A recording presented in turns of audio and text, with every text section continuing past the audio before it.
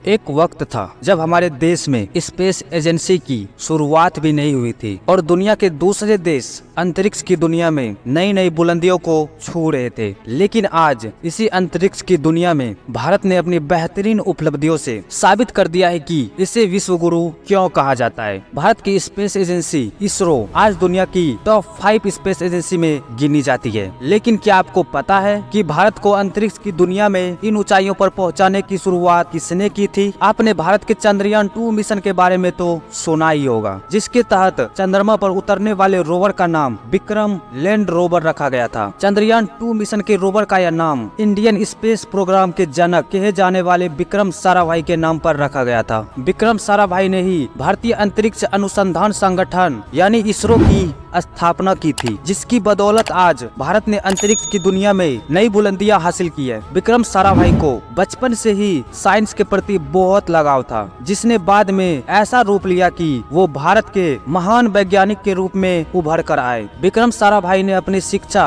भारत में ही रहकर नहीं बल्कि विदेशों में भी जाकर पूरी की। उन्होंने भारत में रहकर अपनी प्राथमिक एवं माध्यमिक की पढ़ाई की और फिर अपनी आगे की पढ़ाई के लिए कैम्ब्रिज विश्वविद्यालय के सेंट जॉन कॉलेज से जुड़ने के लिए इंग्लैंड पहुंच गए। विज्ञान के प्रति उनका गहरा लगाव होने की वजह से अपनी पढ़ाई पूरी करने के बाद वे सन 1947 में भारत लौट आए। जब वे भारत लौटे थे उस समय भारत अंग्रेजों की गुलामी से आजाद हुआ था। डॉक्टर विक्रम साराभाई भारत के स्वतंत्रता सेनानी रह चुके कुछ प्रसिद्ध हस्तियों से इंस्पायर्ड हुए और उनके साथ उन्होंने अपने जीवन में बहुत बड़े बड़े काम किए। सन 1937 में वह कैम्ब्रिज चले गए, जहां उन्होंने सन 1940 में ट्राइपोज में डिग्री प्राप्त की। द्वितीय विश्व युद्ध के दौरान वह भारत लौट आए और भारतीय विज्ञान केंद्र बेंगलुरु में सीवी रमन जी के साथ काम करने लगे, जहां उन्होंने पीएचडी करी और कॉमिक्स रे इन्वेस्टिगेशन इन ट्रॉपिकल लैटिट्यूड के ऊपर विक्रम साराभाई ने प्रायोगिक रिसर्च की और उस पर एक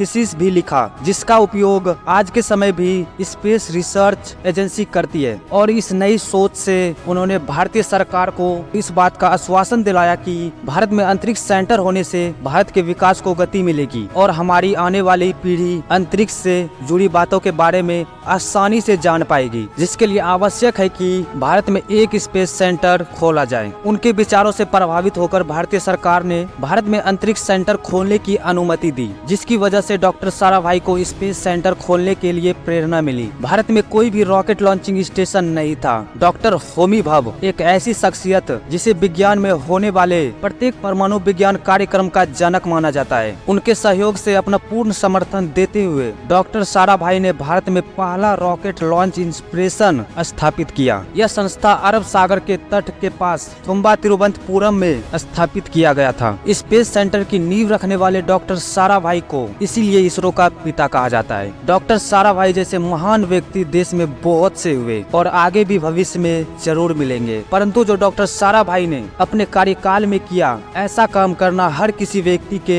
बस की बात नहीं होती है। उनका पूरा जीवन और उनकी सोच आने वाली पीढ़ी के लिए प्रेरणादायक जीवन है। यदि उनके जीवन से कोई प्रेरणा लेना चाहे तो जीवन में सफल व्यक्ति अवश्य बन सकता है। आज उनका नाम पूरा देश नहीं बल्कि पूरे विश्व में जाना जाता है, क्योंकि उन्होंने अपने जीवन में ऐसी बड़ी बड़ी खोज की वजह से उन्होंने अपने जीवन को एक नई दिशा दी और साथ ही भारत को विकास के लिए एक नई खोज भी प्रदान की। उनके जीवन की सबसे बड़ी उपलब्धि के रूप में हमारे सामने भारत का स्पेस ध्वज सेंटर मौजूद है, जिसमें बड़े बड़े वैज्ञानिकों द्वारा अंतरिक्ष और विज्ञान से जुड़ी बड़ी बड़ी खोज की जाती है। नासा के साथ भी साराभाई के अच्छे तालमेल थे, जिनसे बातचीत करके और उनके साथ मिलकर उन्होंने सन 1975 से लेकर 1976 के दौरान सैटेलाइट सफल टेलीविजन एक्सपेरिमेंट लॉन्च किया। तो आज के लिए बस इतना ही। मिलते हैं अगले वीडियो में ऐसे ही मोटिवेशनल एंड इंस्पायरिंग वीडियो के साथ। Focus zone P.